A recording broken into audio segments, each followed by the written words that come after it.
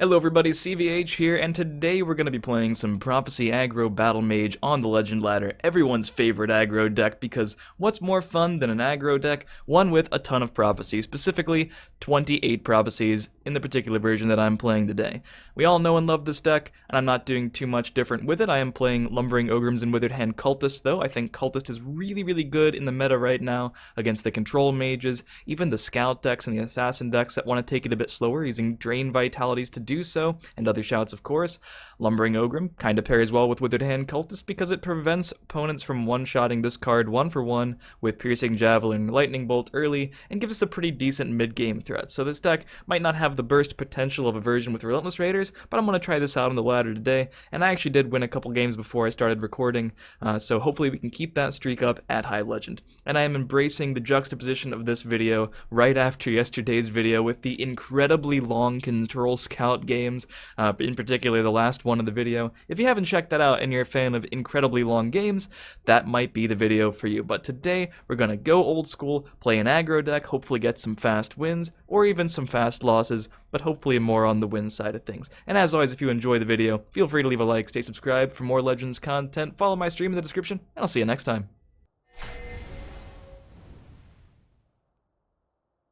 Got a scout first, so not super ideal. Most scouts aren't really getting aggressive, so we can't benefit from our prophecy count. Lumbering Ogrim is really good against scout, but it is kind of slow. Do we want to faith keep it? That's a tough call. He has the ring. I don't think I can justify faith keeping the Ogrim here. We do get a pretty decent hand. But yeah, I wanted to play this deck also. I didn't mention this in the intro, but I've seen a lot of chatter about this deck in the last couple days for one reason or another. I don't know, a lot of people have been asking about whether or not I think it's a decent deck, and I do. I think a lot of people might think it's sort of fallen off, popularity wise, sure, but I don't honestly think there was a time ever when I was playing Legends where it wasn't at least a reasonable enough deck to queue on the ladder. It has some polarizing matchups, obviously. We are weaker against slower decks and better against other aggro decks than most aggro decks. But I've seen orcs every now and then, seen some other aggro crusaders or token decks. It can be pretty good.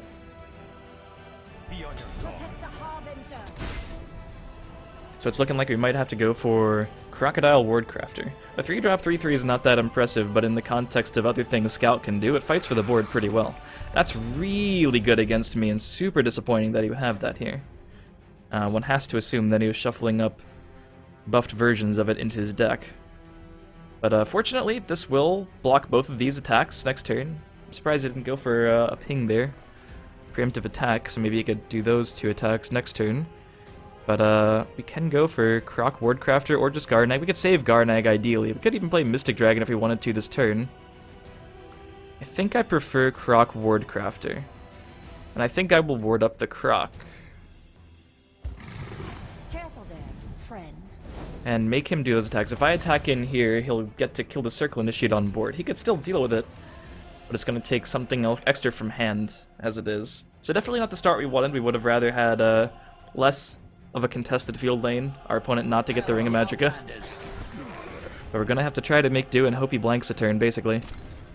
He is not. He's going to play Shadowfin, Hissmage, Death Priest, hit Mystic Dragon? I see how it is, Hello Death Priest. I see how it is.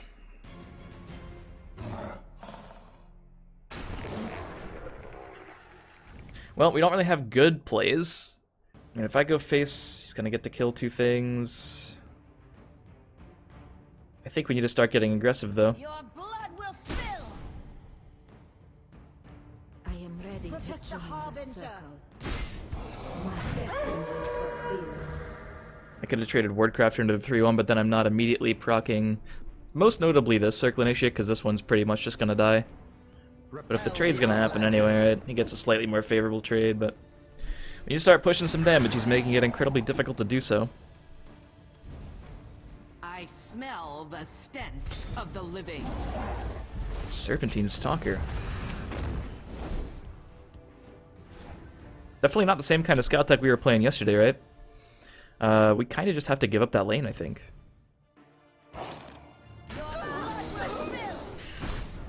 We'll see how they like someone who fights back. Definitely not ideal. I don't want the Stalker running around killing things. That was my phone, not yours, if you heard that. It was on the other side of the mic, so maybe not. It is directional.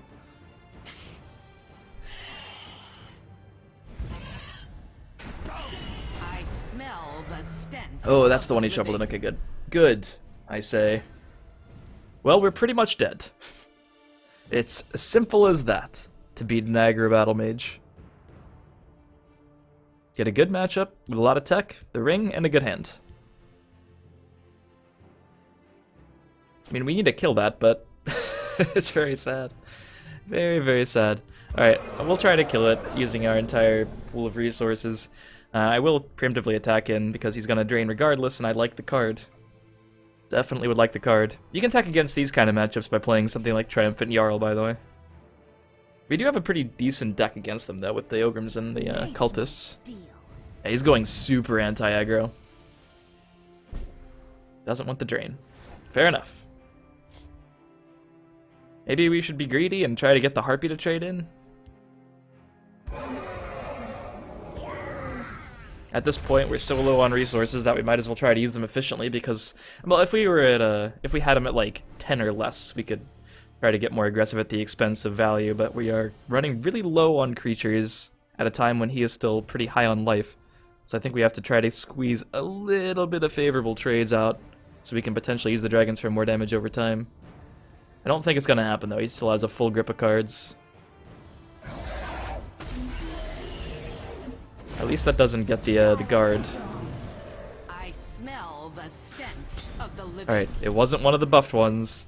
It could be worse. It could barely be worse. Yeah, at this point, like, that isn't even a good draw. I suppose I probably have to do it, right?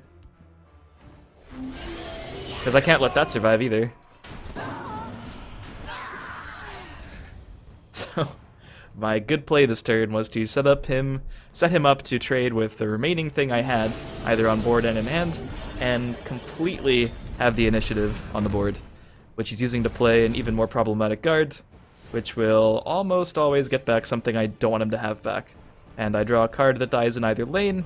I know he has a Barrowstalker in his hand, so at this point, we are going to concede. I know. No one wants Scout to win, but no one wants Aggro to win either. It has been an engaging hunt.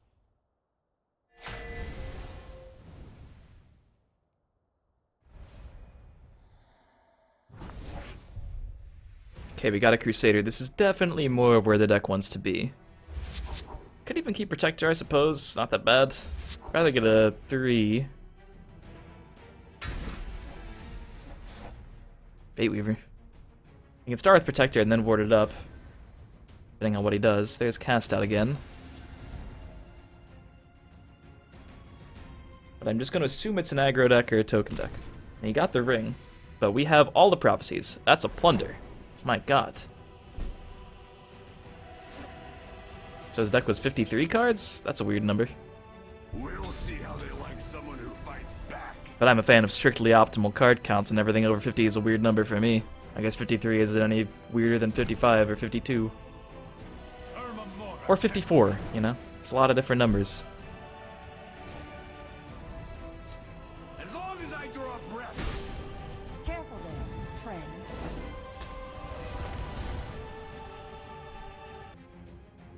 Come and warm yourself. Time to fight.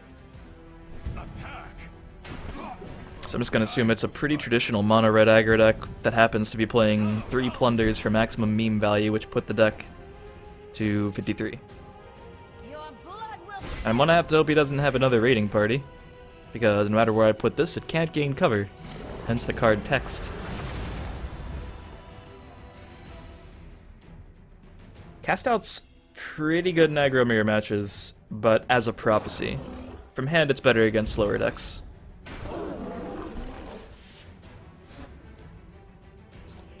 Your blood will spill. I'm sure continuing to kill my board isn't exactly where he wants to be. Minotaur definitely confirms that he's an aggro deck. I'm ready for anything. There's Minotaur.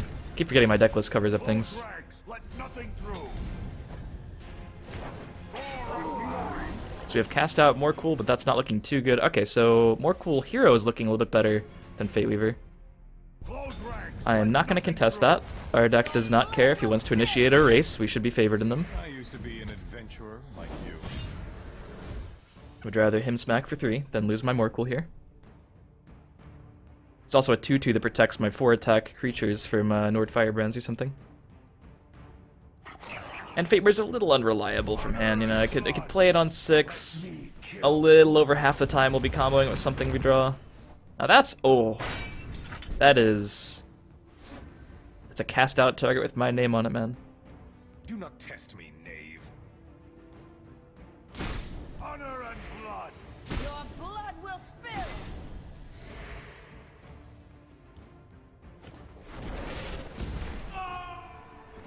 At this point, I don't really feel the need to use the other cast out or the lightning bolt, just in case we need the bolt for face, just in case we need the cast out to deal with the guard. You could make the case to play either one of them here, but I think I'm just gonna hold. We are so far ahead. This is the ideal situation for Aggro Prophecy Battlemage, because even if he had a lot of damage, even enough to maybe set up 2-turn lethal, he has to deal with my board, and he has to contend with the fact that my deck is very prophecy dense. Oh yeah, the attack your opponent 20 times quest. Also, optimal for this deck.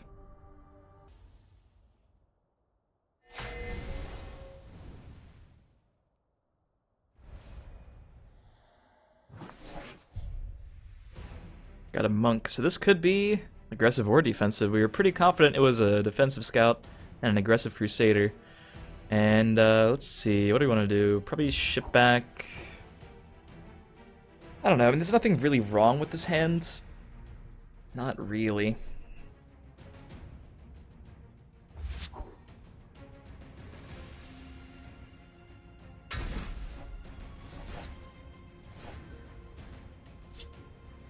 There's something wrong with not getting the ring 3 times in a row. Nah, it's just variance. Bad variance, but variance nonetheless. Didn't have a thing to do. I am ready to But yeah, if you're looking for like budget replacements, I probably should mention this more in the intro of the videos. But you know, as usual, a 3rd copy of anything I'm playing 2 of will suffice, right? You don't need Reaver Garnag for the deck to function. You don't need Encano for the deck to function. You could play the Raider version, but those are expensive too.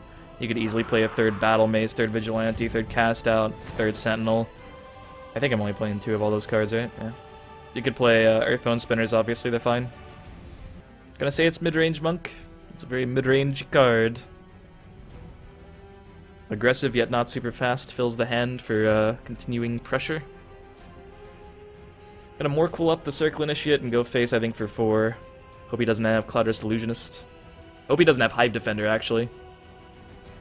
Hive Defender sucks.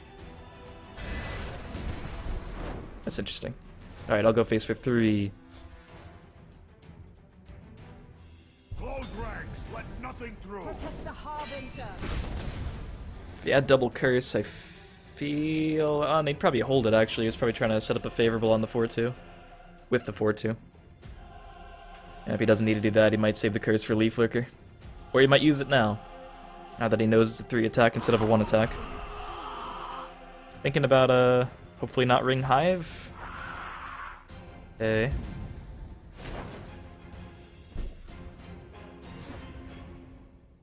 So it gets bigger, but it doesn't get big enough to not die to the Matron. We could Lightning Bolt the Matron. I really don't know how to feel about that. Not too good. I mean, I could Sentinel Battle Mace, but at that point, this will gain 1 health, but I do give him 2 cards this turn. This deck typically plays, at least the one I was playing runs 15 Prophecies. And I get completely blown out by a Leaf Lurker, which there's usually at least 2 of in the deck. I think I'm going to play Ogrim Right. Protect the Harbinger. My destiny is fulfilled.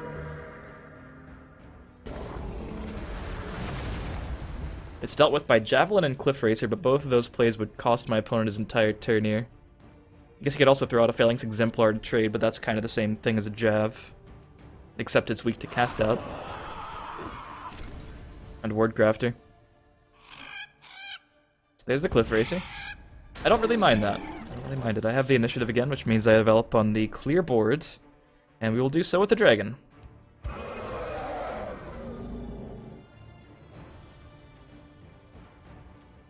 I think I mentioned when I was doing some content with Midrange Monk that I usually feel pretty confident as Midrange Monk against aggro decks. A little bit less so against the very prophecy-heavy version that I'm playing right now, but it's still definitely not as bad for him as it would be if you were playing like a mid-range sorcerer or something. Well, that's annoying. But my ways to handle it are also pretty annoying. Could just be Battle Mace. Deals a clean 8. And we do hit a prophecy, even though we're only breaking 1 rune this turn. Any prophecy creature is bad for me, but obviously Javelin is the same, except worse, because he doesn't have to trade in. So pretty much every prophecy is bad for me here. Even that one. May we serve you with every word. It's not super easy for that deck to pop wards, so I was hoping this would just be blanked by my Battle Mace here.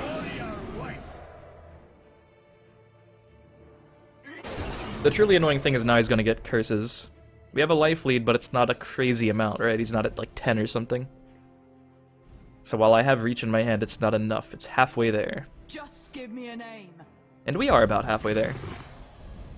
Alright, that's one of the matron targets there.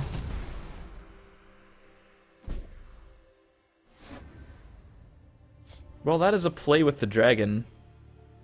But I think I will need to save it for a giant guard. The deck does play a few of them. Let's go for Fate Weaver.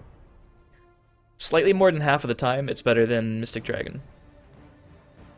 So, it has been written. I'm gonna buff the 3/3. Even if I buff itself, it doesn't trade evenly. He'll just use the curse to make it a 3/1 instead of a 4/2. So maybe Fate Weaver's actually safe on the board, you know. But I would rather block him pilfering than block this and give him a contract and the curse. Pretty obviously, even though that is 1 more damage. I don't even think he'll be going in this turn. More than the Skulk allows. Maybe. That would be nice. He does have a guard now. He doesn't know I have a cast out in my hand. He's probably gonna search for this curse at least. And maybe even double curse. I don't think I was playing that in my last version. Of course I'm on your side.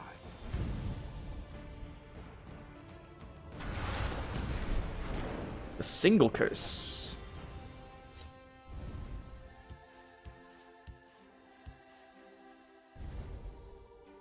Well, let's see. There's a good amount of damage on board. If I cast out the Anasi, I don't think he has time to play it again next turn, so that's really tempting. Let me just do that and Reeve. Puts the pressure on him. Honor and blood. Okay. I would really like to not hit a prophecy here, but at least we got the maximum damage in first. Force is my strength and my Okay, so that is annoying. But the cool thing about this play is as long as Reeve's allowed to attack, it doesn't even matter if it hits face. The effect hits face. Let me kill. And that should set up for exact lethal on exactly the correct turn to play Vigilante and Bolt from my hand. So if Reeve isn't dealt with and remains at 3/5, and the Black Sap survives, we just need him to not play an additional guard in each lane. And at that point, we should be able to kill him pretty consistently. teach you to mess with me. There are no relevant keywords for Anasi to soak up. He can get another curse. Wait, you know, did he get the last one? I think he got the last one. Losing track. Oh my god. Getting old. Oh wow. This is a risky play, but there are some things he could get that would stop me, like Mace of Encumbrance, any of the ones that heal, but obviously could be balanced out by just me getting a Prophecy, which is kind of what my deck wants to do. Thinking about trading there, huh? That's interesting, you know, if you go face, you could get the one of the guard items on the thing in the relevant lane. Didn't see this coming, eh? That's one of them.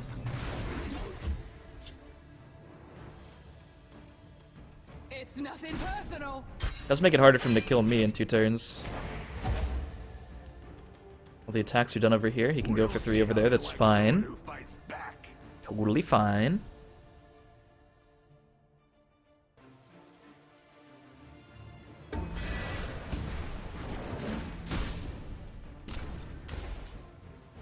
The Dark Brotherhood is a pox, and I shall. Alright, so it turns out we have more than enough damage to win the game.